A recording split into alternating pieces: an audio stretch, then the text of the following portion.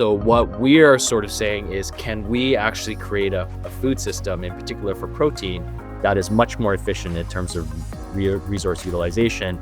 Can we use plants? Can we use fungi and various mycelium to create protein in a much more efficient way to satisfy human appetites? Essentially, protein consumption follows income growth, right? And so as the world gets richer, in particular lower and middle income countries that are becoming high and mid income countries now are consuming much more protein, which as it should, because we need protein as humans.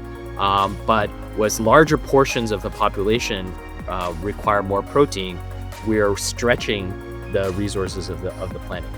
Eating about half per person, even considering that, China already consumes 26% of the world's meat, 43% of the world's pork, and 45% of the world's seafood as one country, right? At half per capita meat consumption. I don't think we're necessarily trying to convert people.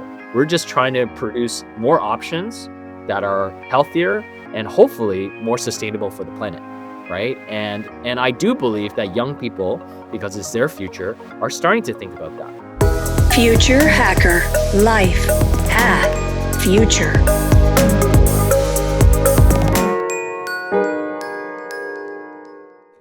Hello, everybody, and welcome to Future Hacker. I'm your host, Maria Taiji, and today's guest is on a mission to use business and capital as a forces for good.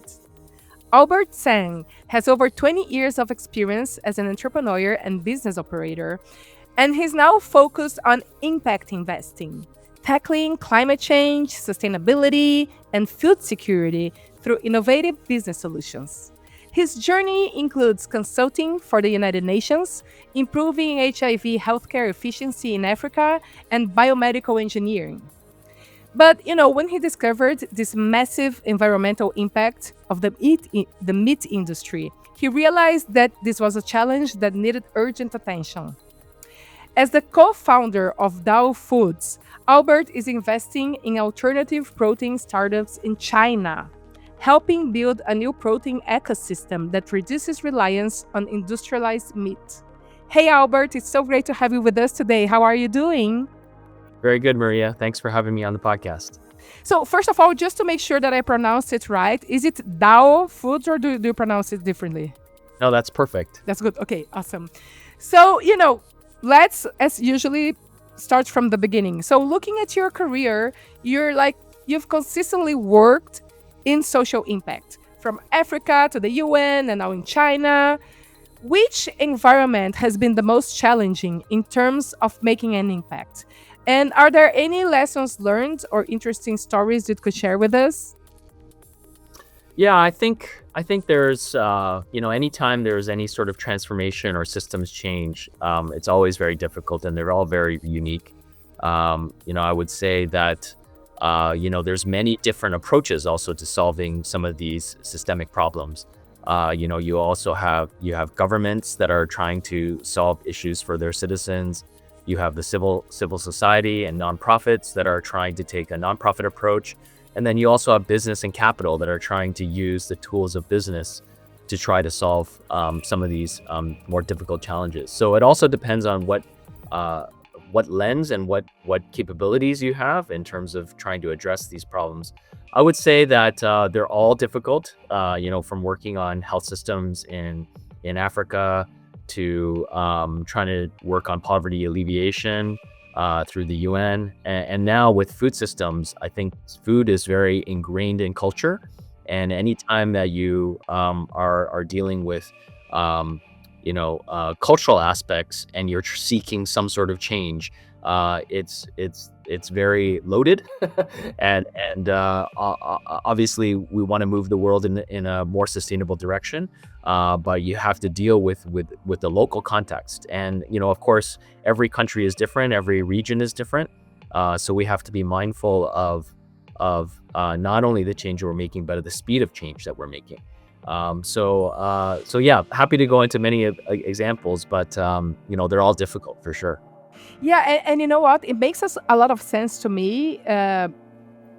When I read about using capital for social good, But on the same time, looking at the market as is, of course, it just seems that they speak a completely different language, right? So usually when you're driven by capital, when you're driven, like when you're more business oriented, uh, sometimes, making your way to profit in a fast pace doesn't sound very sustainable.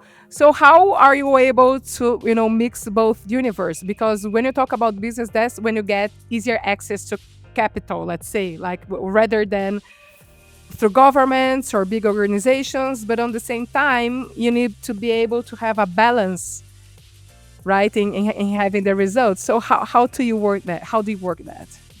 Yeah, I mean, I think if you look at the history of capitalism, it was often founded around what solutions humanity needs, right? So when the first combustion engines were developed for cars, right, it was a mobility challenge, and that was what the reason why people could make money making cars was because people wanted more mobility, right, and going from horses and carriages to vehicles, right, and so I think that you know I think what people are frustrated about capitalism is that there's sort of financial instruments now that seemingly can make a lot of money yet are not necessarily solving the problems or solutions for humanity, right? And I think that's where impact investing, has maybe caught a little bit of interest now because people are hoping that capitalism and money actually is a way to solve some of these problems as opposed to just financial engineering,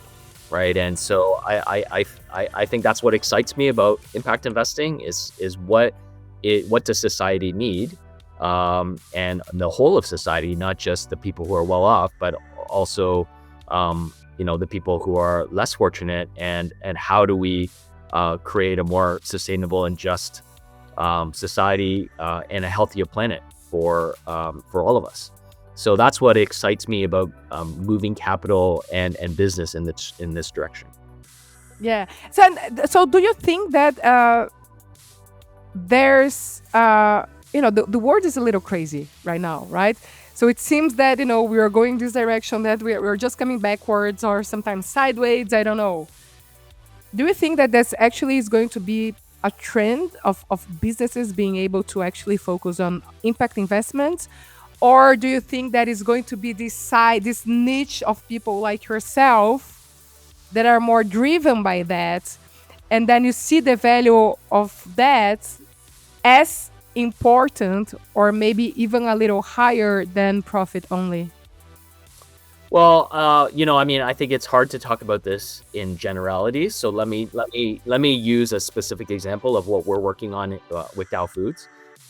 So what we see is that the food system is not really sustainable globally, right? And so in particular, production of livestock is very inefficient in terms of resource utilization, right? So for viewers who are not necessarily familiar, if you are so protein from an animal often requires large amounts of plant protein. So all animals, humans included, get their protein from plants through photosynthesis, right? And so when chicken, for example, is the most efficient way to transfer plant protein into animal protein, right? And it requires, on average, 9 calories of plant protein to produce 1 calorie of chicken protein, and that's the most efficient way, right? So if you look at larger land mammals and ocean animals, it requires much more resources,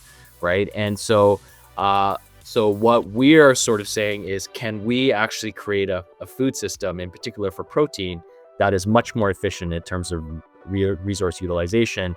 Can we use plants? Can we use fungi and various mycelium to create protein in a much more efficient way to satisfy human appetites, right? And so in the past, it was because essentially protein consumption follows income growth, right? And so as the world gets richer, and in particular lower and middle income countries that are becoming high and mid income countries now are consuming much more protein, which as it should, because we need protein as humans. But as larger portions of the population require more protein, we're stretching the resources of the planet, right? And so, from a capitalist point of view, we would essentially say, let's produce more animal protein to satisfy the human appetite, global human appetite. But as population continues to increase, and in particular, the population's income increases, we're stretching the resources of the planet. And so, therefore, can we become more efficient and provide the protein that humans need in a much more efficient way? And then there is a business opportunity for providing that protein, right? Particularly because right now, when we use land, when we use the world's resources, there's no cost associated with that other than sort of the purchase of the land. But for us to put greenhouse gas emissions into the world to pollute our waterways, those are I guess externalities that we don't factor into the cost. But I hope that governments and society look at ways to actually factor in those costs, because it is costing us in the short term and the long term, right? And so as we look at sort of the efficiency, if we can produce food that people want, right? And I think maybe we'll get into that conversation later. Yeah. We need to provide the food. We're not saying that humans need to sacrifice in order to eat, suboptimal foods. What we hope for as entrepreneurs and investors in this space is that we're actually producing the food that people want in more efficient ways. And isn't that business, and isn't that efficiency Exactly. and the direction we should be going? No, that's such a great argument. There's surely this huge market potential, but on the same time, I guess there's a huge willing of investment as well, because there's a lot of research and development involved as well. So for big corporations, it should be much easier just to keep doing what we're doing already, instead of just having this whole new horizon in front of you of new possibilities and a lot of exploration as well. So just before we get dig deeper into that, so you've been involved in so many different causes, right? So why meat production, and why do you think that's such an important issue for us today and in the future? Yeah, I would say that my feeling, or what my journey has been sort of, what is the most impactful solutions in my mind? And there are no silver bullets out there, but as it relates to sort of climate change, so I worked in poverty alleviation and some climate change initiatives, and they were all very kind of siloed in terms of like a particular issue. Let's marshal resources to try to solve that issue. But when I learned about sort of food security, and in particular the world's protein demand, and in particular industrial farming, what struck me was that this is the closest thing to a silver bullet that I've seen. So, working in areas where food security has been difficult, food production, and it didn't strike me that our existing food system could actually provide nourishment and for societies in terms of their growth in a sustainable way, right? And so that led me to this issue. And then I also worked in emerging infectious diseases, and in that area, industrial farming, in particular industrial animal agriculture, has many issues in terms of we just came out of a global pandemic, right? And as we know, COVID was very much a proximity disease where people clustering together caused the spread of disease, right? Well, why would we think, as animals ourselves, why would we think it's any different with with chickens, with beef, with livestock? When you cluster animals closely together in industrial factory farms, that is the spread of diseases, right? And if we look at antimicrobial resistance, which is humans becoming resistant to various antibiotics, 70% of upwards of 70% of antibiotics is used in industrial animal agriculture to prophylactically basically put antibiotics into animals that are when they're healthy so that they don't get sick. And that when we ingest those animals, we get that resistance to antibiotics, which leads to our overall society's resistance to life-saving antibiotics, right? And so to me, again, industrial animal agriculture was, if we solve this issue and become less reliant on industrial animal agriculture, then we will be safer from an antimicrobial resistance perspective, right? And so and then water usage, waste production, usage of lands, all of these issues lead to some of the problems in terms of poverty, in terms of sickness, health, sustainable food supplies. All of these things are wrapped up in our reliance on a inefficient system that creates all these problems. So this is a long way of saying this is what attracted me to this very sort of under-resourced issue, right? And often when people think of our food supply, we now in a modern society where we go to grocery stores, you don't necessarily think about all the way that food got there, right? And the supply chain that got us to having food on our table, right? And so when we think of meat and animal products, we think of farms like in pasture, animals roaming, and that's actually very far from the truth in terms of most industrial meat and livestock production now, which has become very industrialized, which is the source of a lot of the problems that we have.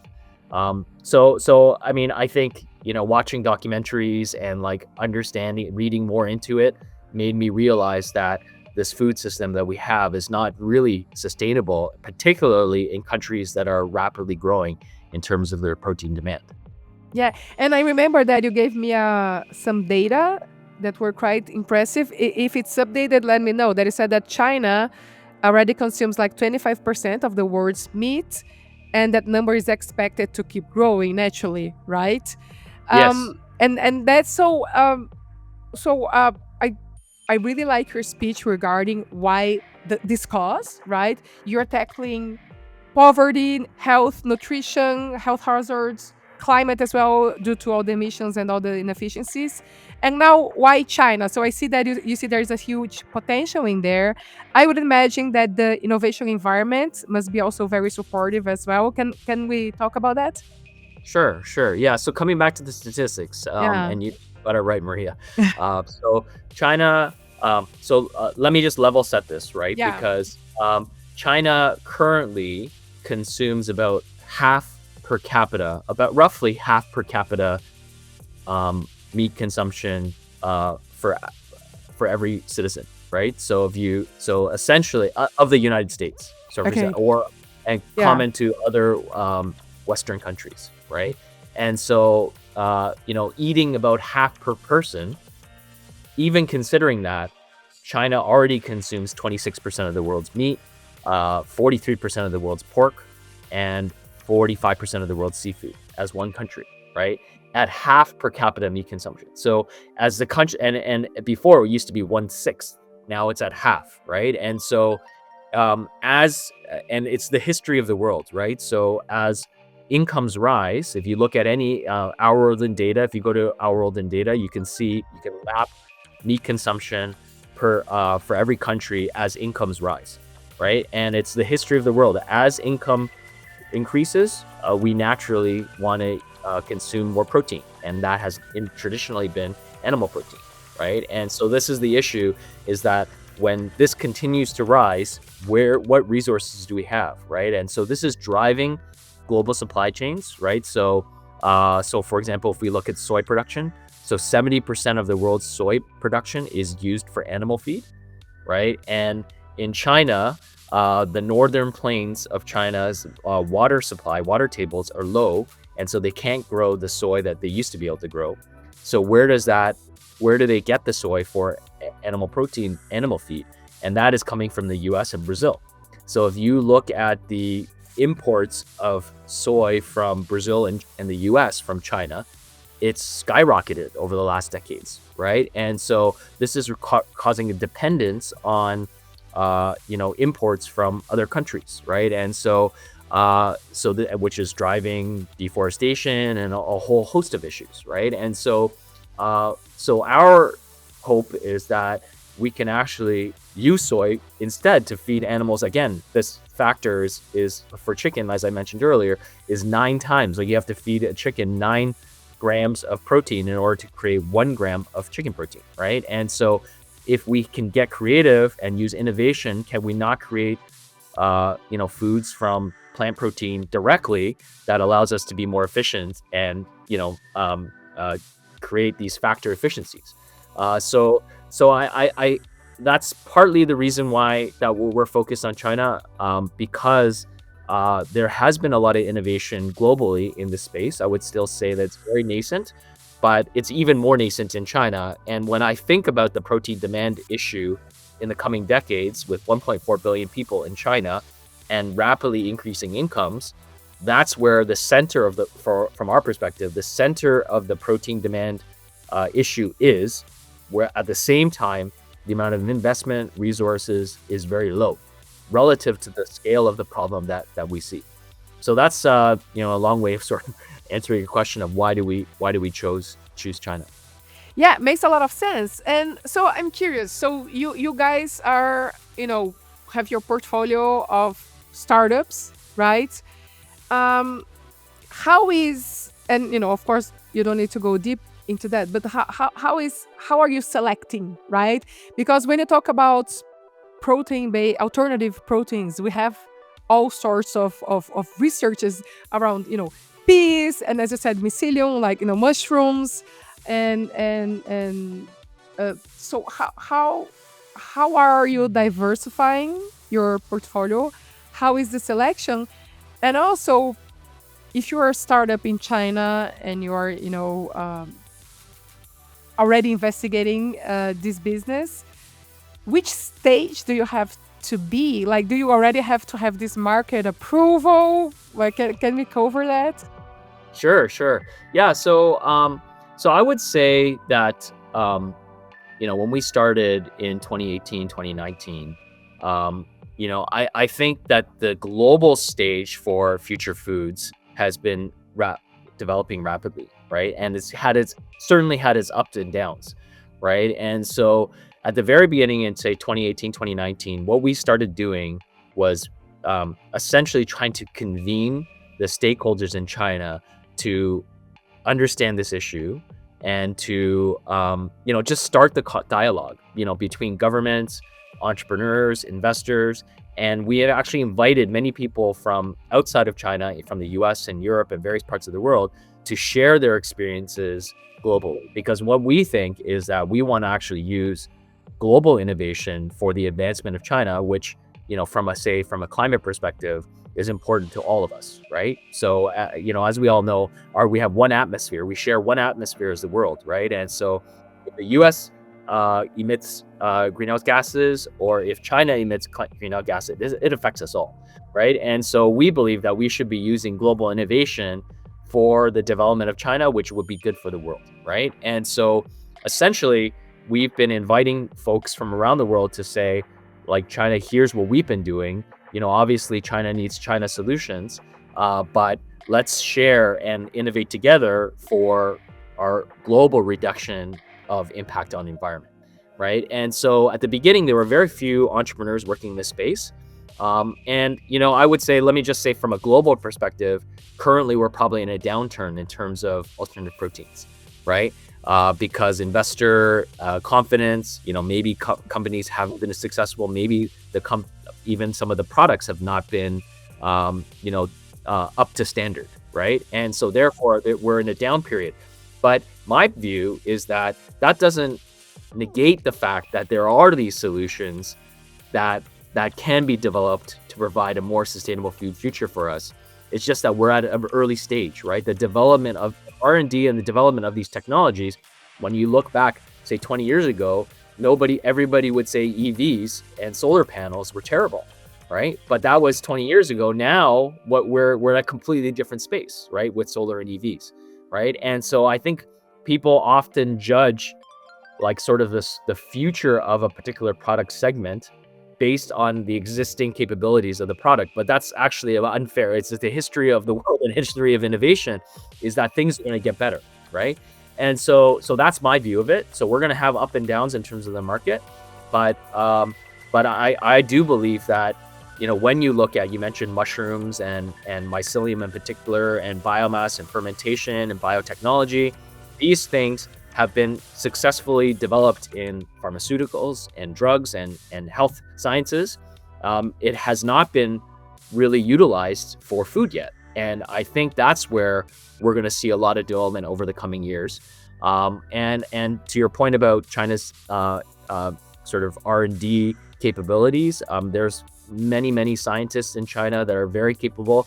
It's just that we have not oriented this infrastructure and this talent and capabilities towards the future of food yet. Or and there are some, and obviously we're excited about the projects that we've gotten involved in, but it's nowhere near the scale that we need to get to in order to make meaningful change in the food system.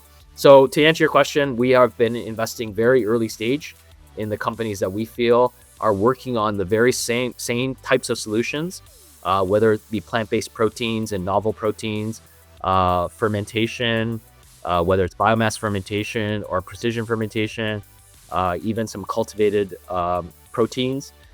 These are all exciting areas of development that are various stages of development. But essentially, we find mission-driven entrepreneurs that believe in a more sustainable, just food system, similar to what you would see in Silicon Valley, in Berlin, in various countries around the world, but instead in China, trying to solve the issues of China.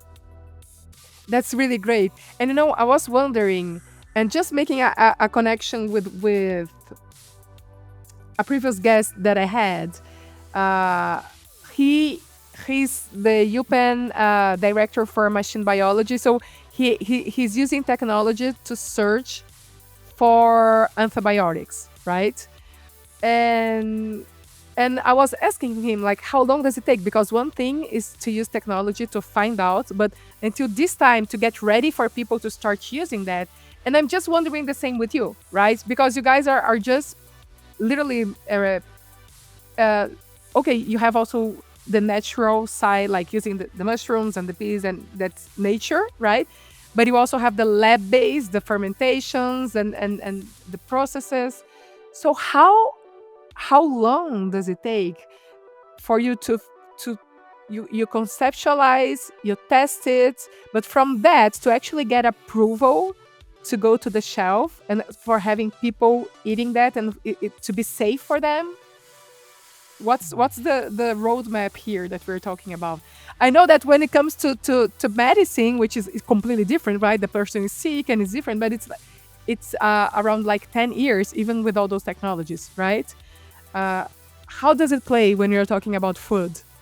Sure. Yeah, I think there's a spectrum. So when we think about sort of technologies and solutions, when we think about China, there are so many different regions of China. So we divide the country into 5 different regions, each of 5 major regions, each of which have a population of over 150 million people, right? And so these are like in one country, you have many different, combinations of in Europe in terms of size, and so there's the food diversity across those different regions. You may know, in China, like each region has a different, like some of it's very spicy, some of it's more noodles, and other parts are rice. Like it's very diverse, right? And so our approach has been, there are various technologies that can satisfy the different food cultures and food applications in the different regions of China, right? And so from a regulatory perspective, which I think you're touching on, there are some things where like existing foods that are already approved can actually solve these, like plant proteins, like whether you're looking at soy, peas, like these are all regular things. It's just the way you combine them and the way that you essentially could produce recipes can create these products that are high in protein, highly nutritious, and satisfy consumers' interest, right? And so those ones are like very simple from a regulatory point of view. The challenge is in the recipes and the marketing and the consumer acceptance of those products, right? And there are certain applications that like if you look at a minced meat product or like a plant milk, right? These are like easier ways that we can introduce these products, right? Then you go up the chain towards, say, more novel proteins. Like if we look at mycelium, which we discussed earlier, which is the root of a mushroom. We all know the fruiting body of a mushroom is what comes up out of the ground, and this is what we consider a mushroom. But the mycelium is under the forest floor, right? And that is high, often depending on the species, very high in protein, omega-3s, various macronutrients, which has been virtually unexplored for their nutritional properties, right? And so we have scientists that are going and harvesting these mycelium and trying to understand what are the properties of these various mycelium species that could be used in our food system, right? And so we have some entrepreneurs, for example, that look at all of the mycelium mycelium companies globally, and say, what strains of mycelium are you using, right? And would this work in China? And some of them would require a lot of regulatory pathway. And to your point, like maybe it would take 5, 6, 7, 10 years to get it approved. But there are certain mycelium and mushrooms that have been used in traditional Chinese medicine for like decades, if not centuries. And those are already approved. So can we choose the strains that are already approved that for Chinese traditional medicine and say, let's use this in our food system as well? And that regulatory pathway should be theoretically much shorter, right? And so we have entrepreneurs. This is where I think you need to have a China, region does matter. So if you want to be able to have a simpler regulatory path, if you develop something in the US or Europe or somewhere else, and then hope to bring it into China, you might be surprised by the regulatory pathway. But if you're focused on China first, then perhaps you would have a easier regulatory pathway. So it's very hard to answer your question in general terms. I think that, the more novel and the more, I guess, complicated or unfamiliar, obviously the regulatory pathway will be more difficult. But I do think that we have to look at also what solution you're providing and how incentivized regulatory bodies are to approving those products, because there are processes, but there's also incentive for governments to approve these faster if it solves a problem that the government feels is important, right? So it's very situational and dependent, and actually you need talented entrepreneurs to tell their story in a way that shows the value of their product they're bringing to consumers and society. No, and especially if those talented entrepreneurs are being backed up, right? That's the Yes. most important thing, because they need to breathe as well, and not only backed up financially, but also help them navigate government, navigate even the academia and the market, and then talking about consumer behavior. That's a big concern when we talk about the future of food, because it's all about not only the change of habits, that's one thing, and the culture, that's another thing, but the experience and the texture and the touch and the aftertaste. There's so much involved, and in most of the solutions that we have today, that's where I understand that we're still lagging behind, right? Because it doesn't smell or feel the same. So how are you guys navigating this path? Yeah, it's a very interesting topic, and what I would say is that we rely on the entrepreneurs to be creative and figure out the ways, and they're the closest to the consumers, and they can test and try a lot of different things. I'll give you one example. We have a company that is in the mycelium space, and they do solid state fermentation of mycelium. They found a strain that is approved, and they use it as a additive to. So in this case, one of their applications is for a flour, right? Oh. And so they basically infuse and make like a superfood out of this and put it into flour, which are used to create like Chinese buns, dumplings, Oh. and so A instead of flower. Okay. yes, Yeah. so instead of Yeah. saying let's create a meat patty, right? They're saying we can embed into a bun, right, which may have meat inside or has different, things as a filling. We're gonna inject protein, macronutrients, omega-3s into the flour itself, right? And so they're not trying to say like we're a direct replacement for meat. We're saying the way we think about it is share of stomach, right? We want to fill your belly with nutritious foods, and you're getting all of the nutrients in a way that you might not have gotten it before, right? But through a familiar product, right? And so these are sort of the creative ways that I think in the West and Europe and the US in particular, we've seen more direct placements. Let's make chicken nuggets. Let's make it like a hamburger. Let's make these are things that are like going kind of head to head. But instead, in China, it's sort of a mixed. The cuisine is what we often call not so much center of plate, right? So in Brazil, it may be the same thing where you have a center of protein, which is like a meat or a steak or a pork chop or something. In China, it's often not center of plate. Like you have meat in like with tofu, you have mixed dishes that have sort of vegetables and meat together. Yes, yes. It's not Here's is very.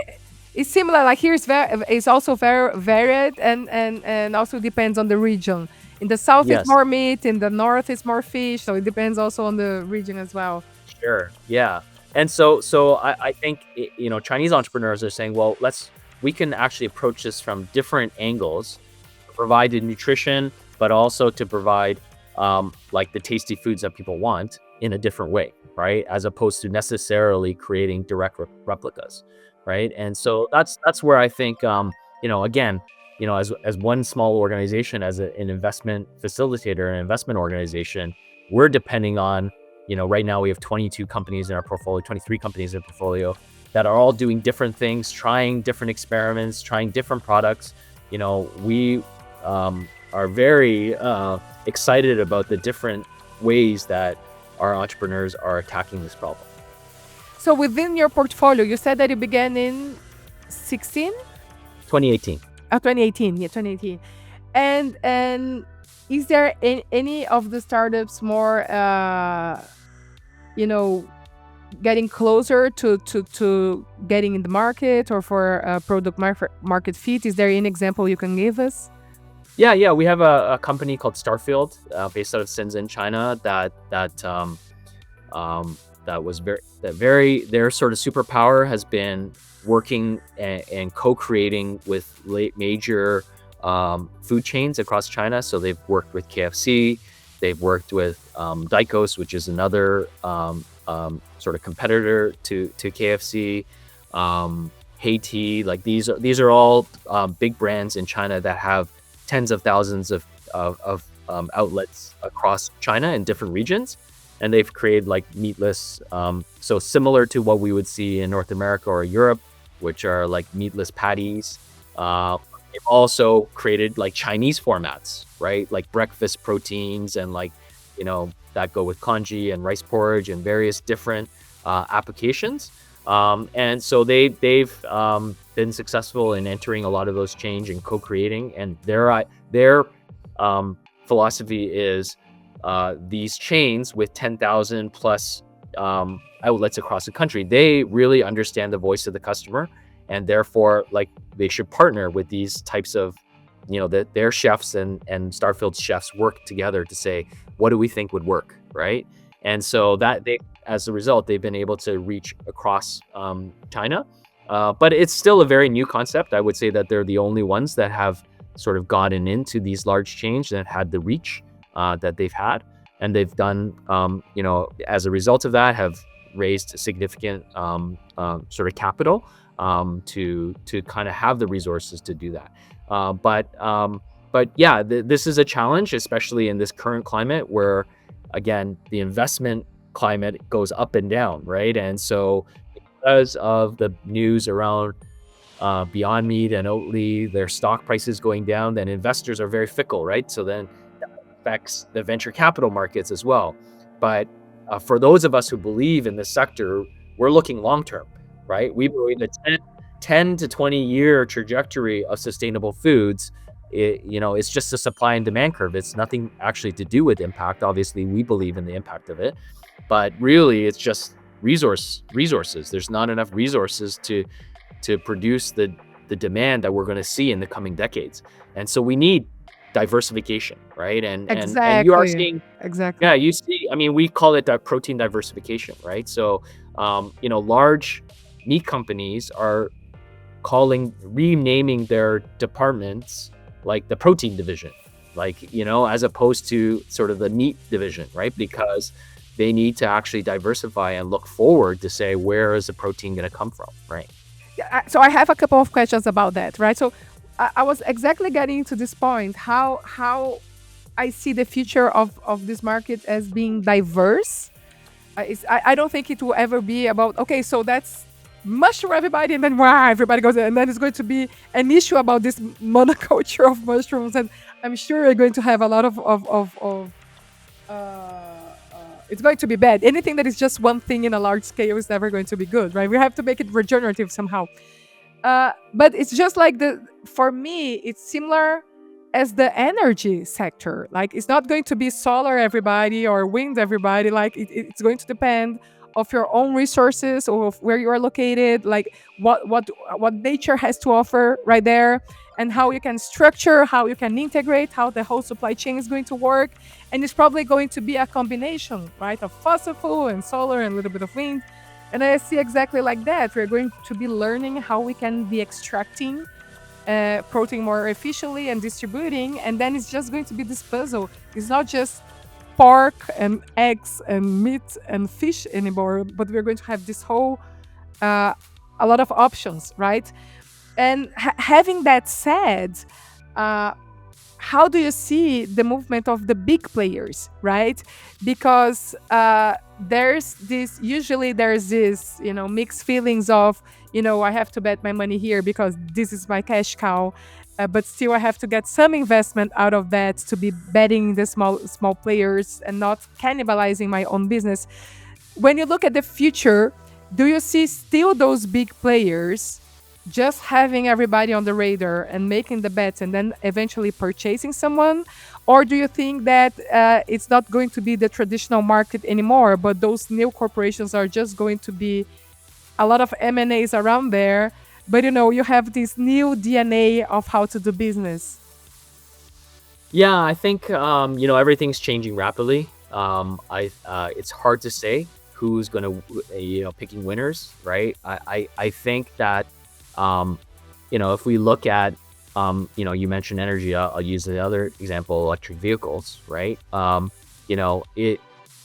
It's the same thing. Do we think that our future is going to be all electric vehicles? Maybe not, right? Maybe sports cars will still be very gas oriented, right? And of course, this is going to shift over time, right? But the real, you would look at Tesla and say, okay, Tesla played a lead role in terms of sparking electric vehicles, and obviously their sales was very low at the beginning, and then became quite successful because I would say arguably not because of their environmental impact, but because Tesla vehicles became the cool thing, and like acceleration was really good, and then the infrastructure to support the Tesla vehicles became better with more charging stations, right? And so you started to build the pieces now, and now in China you have like 10 dozens of electric vehicle companies that are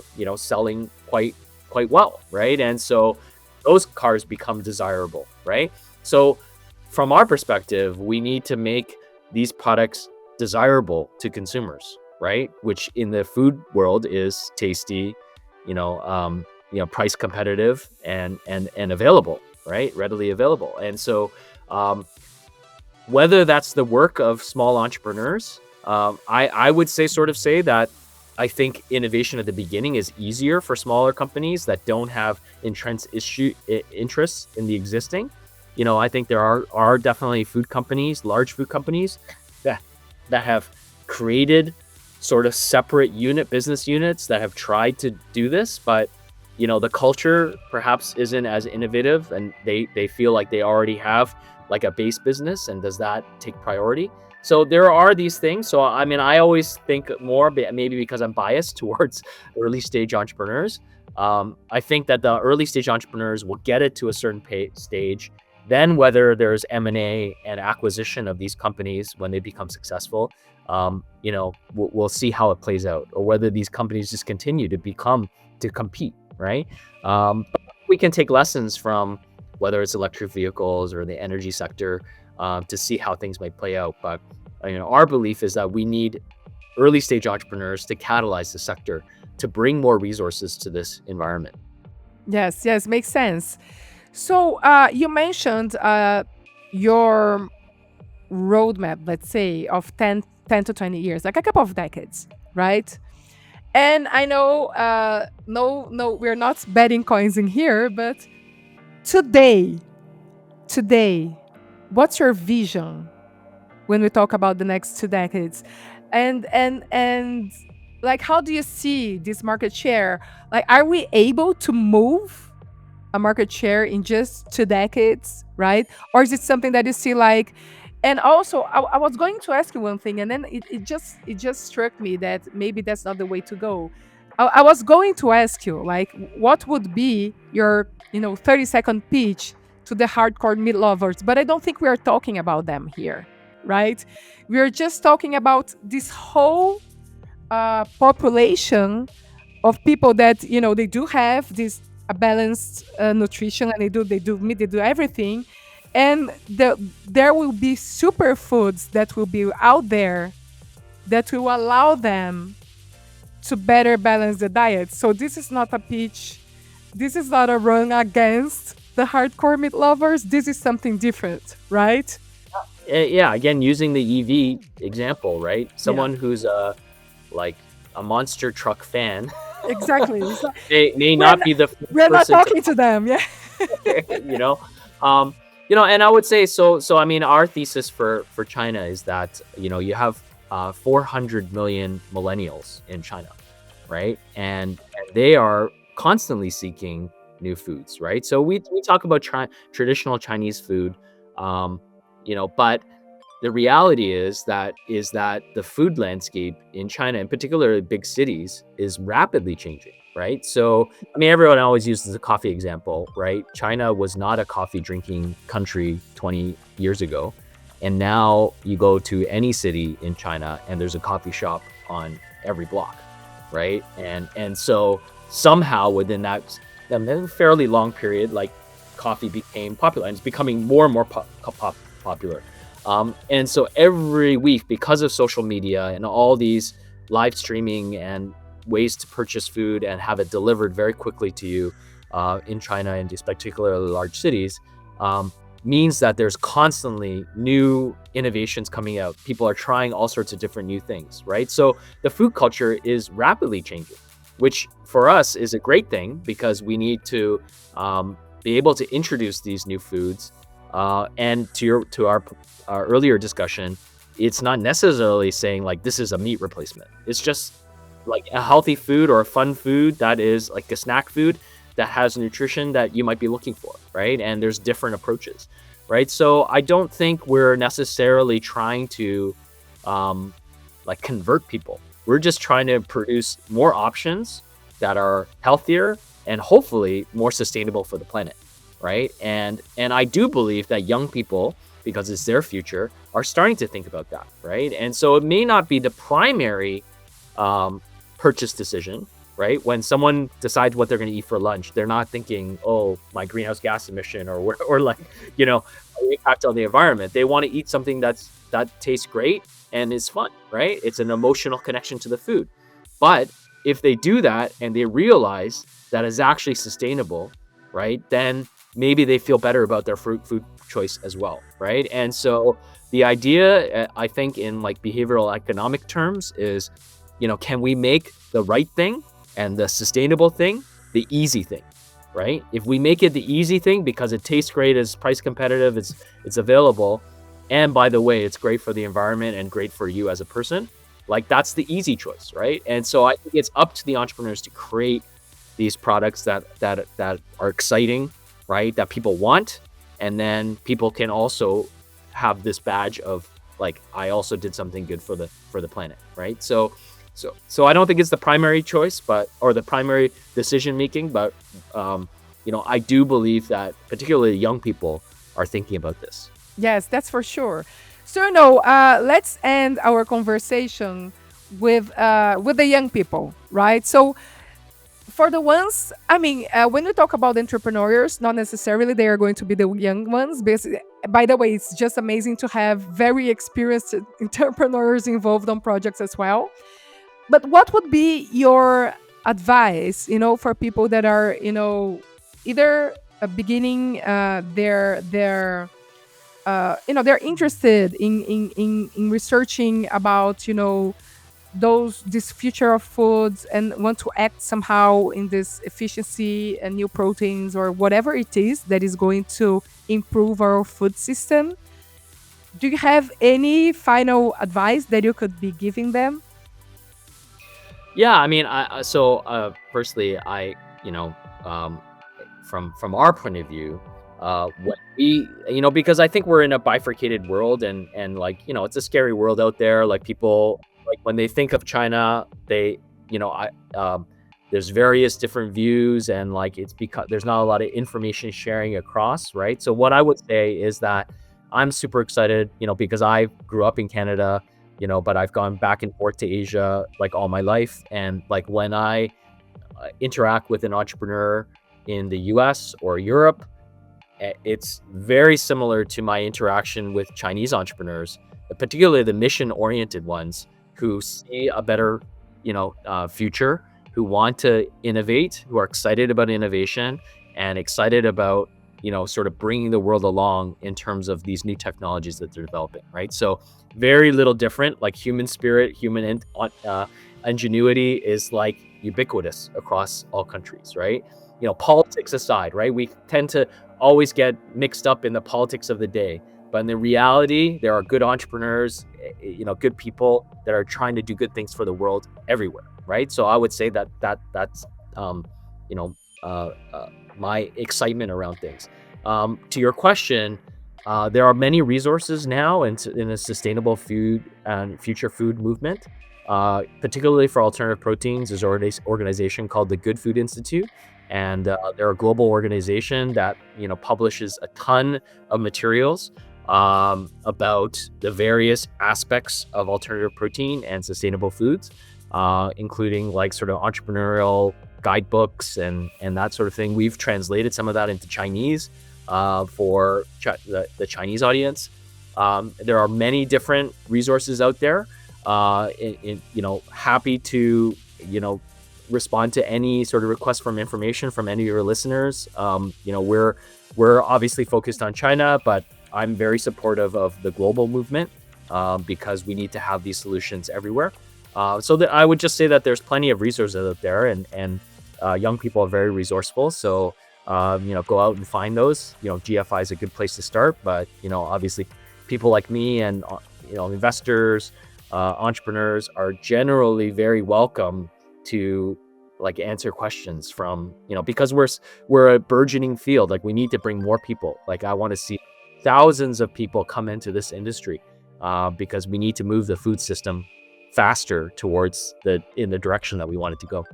That's perfect. Thank you so much, Albert, for your time, for being here with us today. Thank you, Maria. It was a pleasure. Future Hacker. Life. Path. Future.